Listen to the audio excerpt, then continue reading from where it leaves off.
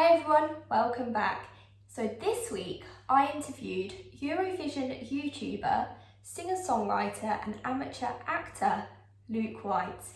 Here's how it went.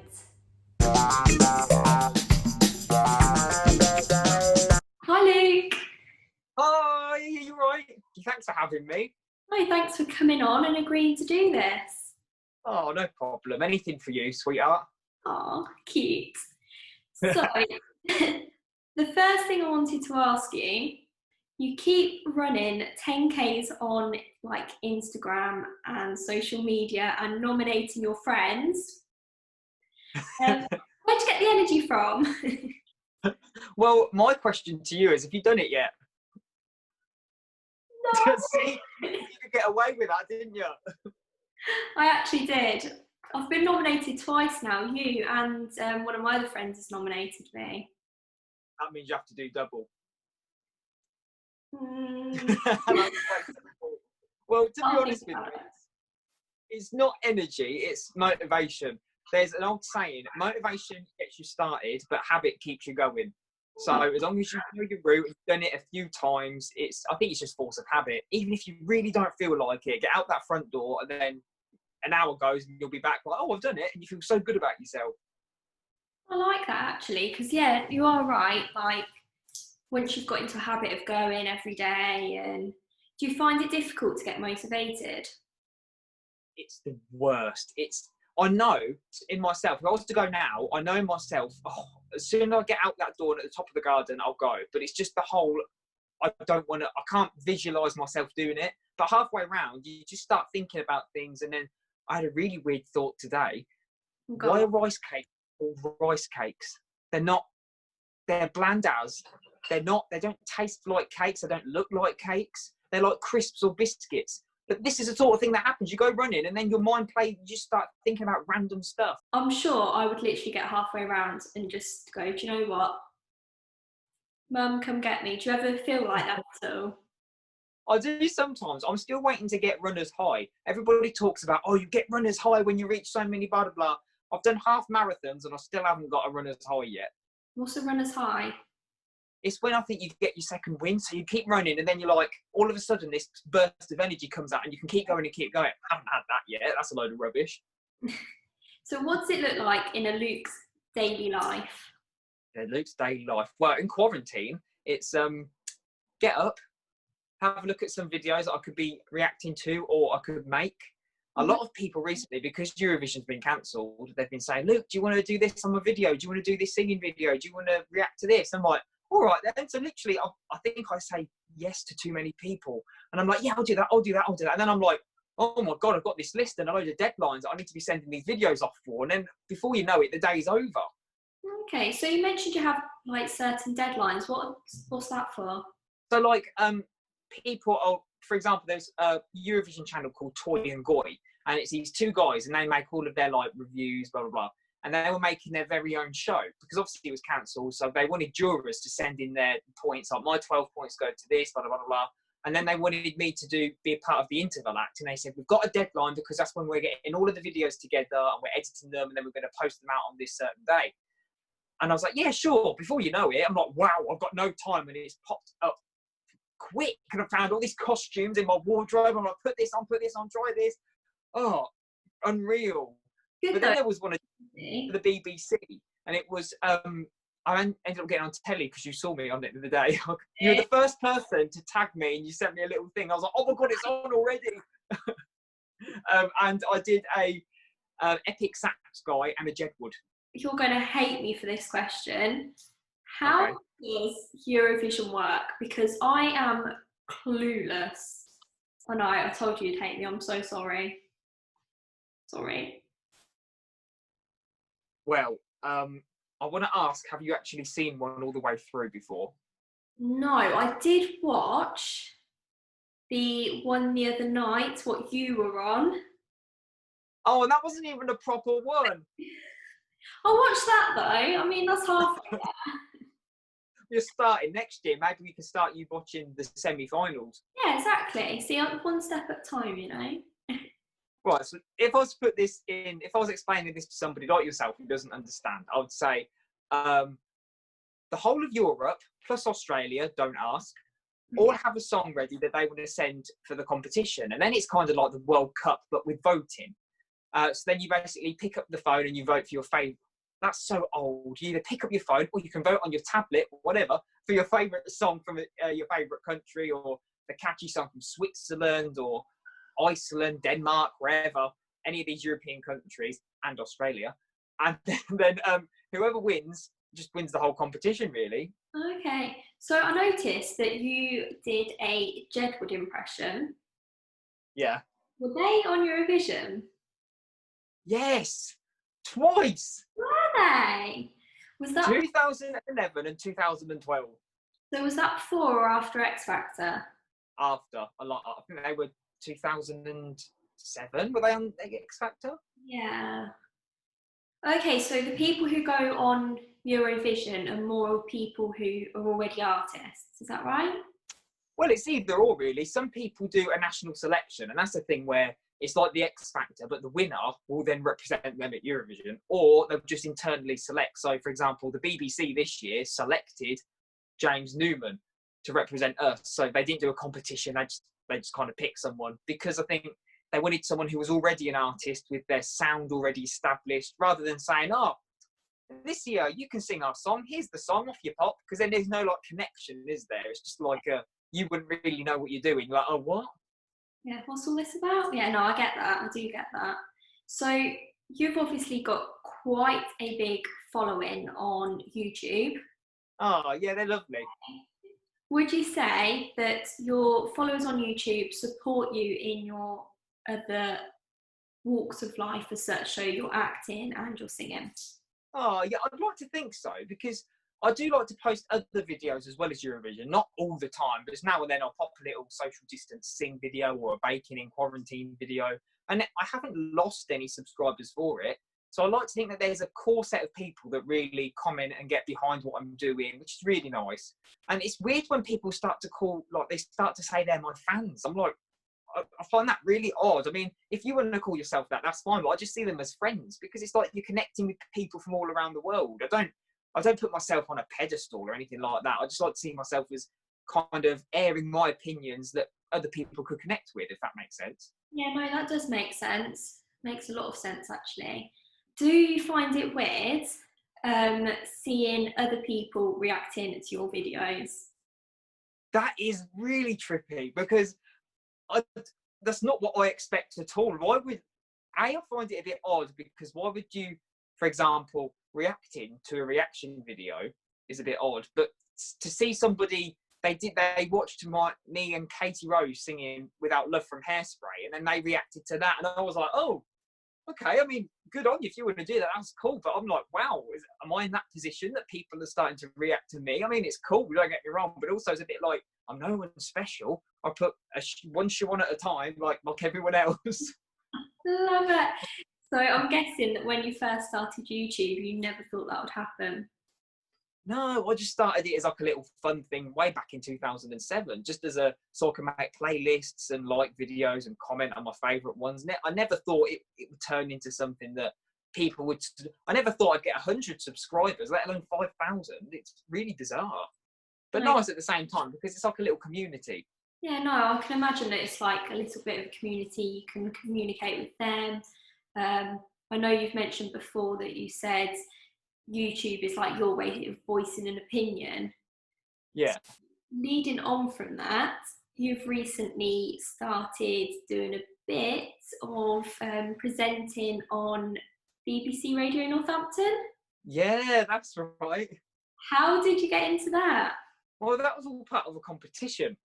And I thought it's something that I've always really wanted to do. I love talking. I could talk to a brick wall. Even if it didn't reply, I'd still talk to it. And it's just, they were after a new presenter. I don't think that's what the main goal was. The main goal was to get somebody who loves radio and loves doing it to have their own show. And they did an audition, and it was in this big tent. And it was in front of 4 judges. It felt a bit like the X Factor. And they wanted to know a 60-second story. And I think the main aim of that was to see how well I could tell a story and get my whole vibe. Because I'm not being funny, there were people there dressed up as pirates and they're in these wacky costumes. But I thought, it's radio. It's not nobody can see you. They want to know how you sound and how you can get like, I don't know if they want comic timing or not sure. Maybe it's just a personality thing. But I ended up telling a story about how I met Cheryl and we spoke about tea bags. Okay, so what was this story then? Enlighten us. Oh, gosh. Well, I got tickets to the A Million Lights tour. It was a meet and greet ticket. And we were stood in this line. And I'm like, oh, what am I going to say to her? I've like idolised this woman for so long. What am I going to talk about? Like, oh, your songs are really good to me. Or, I don't know, I've followed you since 2002. I didn't know what to say. And I had it planned that I was going to say like that. Like, oh, I've followed you since 2002, blah, blah, blah. And I walked straight up to her. And she was signing CDs and stuff at the same time. And I got my CD out. And she went, what's your name? And I was like, I was a bit pushed back that she didn't know my name, which is really weird because you know when you know someone and you've followed them for so long and they're like, oh yeah, they don't know who I am. I know everything about them and they know nothing about me. Yeah. And then I was like, oh, it's Luke, and she started like signing the CD. And then I said to her, oh, when you did X Factor, you were, I think she went to Boughton House, and I said, you were only 5 minutes away from me. You could have come round for a cuppa. And then she just asked me, what tea do you drink? And I was like, Yorkshire. And I was a bit like, okay, like what? And then she was like, oh, I drink Ringtons. I was like, oh, I do love a Rington. Why we spoke about tea? It's like the most British thing you can do. Oh no, I love that though. I love that you spoke about tea. I think she remembered it. How are you finding radio? All right. I haven't really been called back a lot more because of this whole Corona and COVID stuff. So I mean, obviously they can't do the 2 meters distance and stuff. I've been on the phone a couple of times. I was speaking about Eurovision before, and I was speaking to another one, BBC Three Counties, because they all share the same kind of contacts. But I haven't actually gone to the studios recently. I did my show over Christmas, and that went really well. I've learned a lot behind the scenes, like how things work and stuff that I had no idea about before. It's really eye-opening, actually.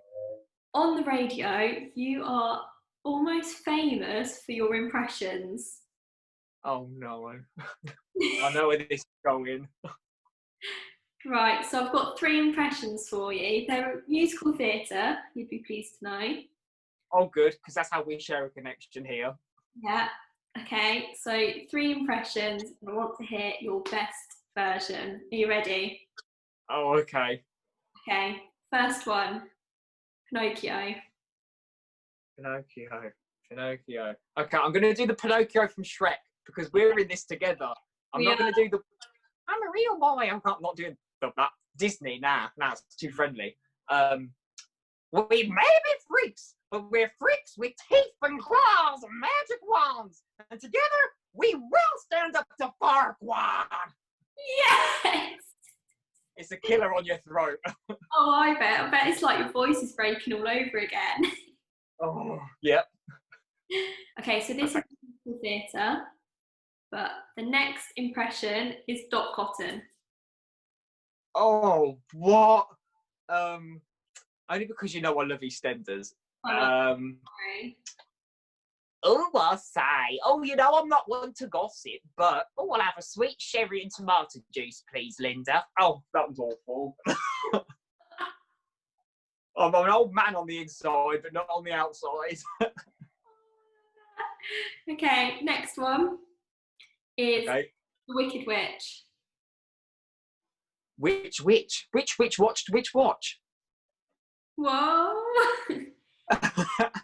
Which witch? The Wicked Witch of the West. Oh, that witch. I thought I was going to start doing the one from Hocus Pocus, you know, book! Okay. I'll get you, my pretty, and your dumb little dog, too. That would have been Pinocchio, didn't it? Oh, a little bit Pinocchio, actually. Okay, and your final one is Danny Zuko from Greece. Oh, that's a dream role. I can't do a good... if I got the role, I'd only ever do my own spin on it. But if I'm going for a film impression, I'd probably have to put the quiff up. Okay. Sandy! You know how it is, baby. You know how it is. We're doing our thing. You're rocking and rolling. And oh, God, I've got no street cred whatsoever. That was brilliant. Love it. In terms of musical theatre, what would you say your ultimate dream role is? Oh, ultimate dream role. Well, I've learned after doing musical theatre, like Amdram and stuff, that you can't pick a role that you really want. You've got to pick a role that you're suited to. Because I'm like the least un-Shrekish person going. I couldn't apply for Shrek or anything like that. I think my dream role would be either Link Larkin or Corny Collins from Hairspray. Love Corny Collins. I think I was born to be a child's TV presenter, you know. I think you were actually, like getting to know you. Missed opportunity there. Or a boy band from the 90s, but that's long gone. Or third member of Jedward. Yes. There you go. Jedward song. I could be the triplet. Love it. A few months ago, you posted on Facebook, I think the quote was, "Why is it Oreos are in everything?" What is your hatred for Oreos? Oh, they're everywhere. They're so annoying. You can't get rid of them. They taste all right. Don't get me wrong. If you gave me one now, I'd eat it. But really, why do they need to be in ice cream? Why do they need to be in cookies? Why do they need to be in cake, cheesecakes? Why? What is the obsession? Americans love them, and now they start to push it over here. We don't want your Oreos. Take them back. That's me done. Mic drop. Oh, I don't know if I dare ask you more questions now. Have you tried an Oreo now then? Because a few months ago, they're fine. They taste all right, but they're nothing special. It's just like a biscuit with a bit of cream in it. I like biscuits, but what is it with the whole cocoa powdery stuff in, like, to make it like chocolatey biscuit? Either have a plain biscuit with a layer of chocolate on. Don't have them mixed together. It's a bit weird. So do you not like Bourbons or Jammy Dodgers? See, I don't really like Bourbons either. No. Jammy Dodgers, I have to be in a mood for. Like, I couldn't just pick one up and eat it. I'm like, nah. Okay. That explains your hatred for Oreos then, because they're very similar. I do like custard creams though. Ooh, I like custard cream. But I think that's because the biscuit's plain. Do you know what I mean? It's not like a random mixture of chocolate and biscuit. Yeah, they're both like vanilla-y, aren't they? Yeah. Oh God, we've turned British again. We've literally turned stereotypical. We're just the stereotypical Brit. The weather's a bit warm today, actually, isn't it? Yeah. Do you know what? It's a lovely day today. It's absolutely stunning out there. Brilliant. My last thing, I wanted to make your interview a little bit fun. Okay. I've got some this or that questions. Ooh. Are you ready? I'm ready. Okay. Early morning or night out? Early morning. Club or pub? Pub. Drama or singing? Does musical theatre count? Because that's both. Oh, singing. Radio or YouTube? Oh, YouTube. X Factor or Eurovision? Eurovision. And custard creams or party rings? You're horrible.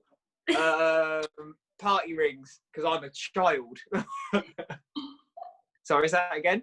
How do you eat a party ring? Shove it all in. Ain't got no time for messing about. Enjoy the goodness and then suck the sugar off. Ooh, see, I always eat like the edge first and then. Ooh. Yeah. Dirty mix. I'm gonna have to try that. You have to.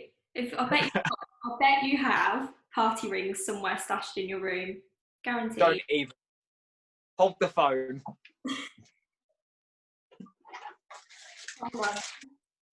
He actually does. Oh, I love it. Dun, dun, dun, dun. They're That's not open yet. I've got a secret stash right next to the bed. Obviously, if I want a midnight snack, just pull open the drawer, have a party ring. Love it. You know, you said clubs or pubs. That's my version of a club. What, party ring? Yeah. Yeah, no, that's fantastic. Well, that concludes today's interview. Thank you very much. Oh, thank you. Thanks for interviewing me. It's been fun. Oh, you're welcome. Now, I hope you all enjoyed this week's interview with Luke, As you could tell, with Luke's interview, I wanted to make it that little bit fun. I mean, with the accents, with the this or that questions. I hope you all picked up something from that. For me, it was so interesting to speak about Eurovision. I mean, not being a usual Eurovision fan, it was difficult for me to kind of understand how it all works originally. But after speaking to Luke, I find it so much more insightful, and I'll probably actually watch it next time it's on telly. So I hope you all enjoyed it too. I will put Luke's social media platforms here so you can all keep an eye on what he's up to, his new singles what are coming out, and his YouTube videos as well. Now, if any of you have someone that you look up to as an inspirational person, please comment below. I'm always intrigued to see who other people find inspiring. Likewise, if you have a good story to tell, please again comment below or get in contact with me via one of my social media platforms. Speak to you all next week, everyone. Bye!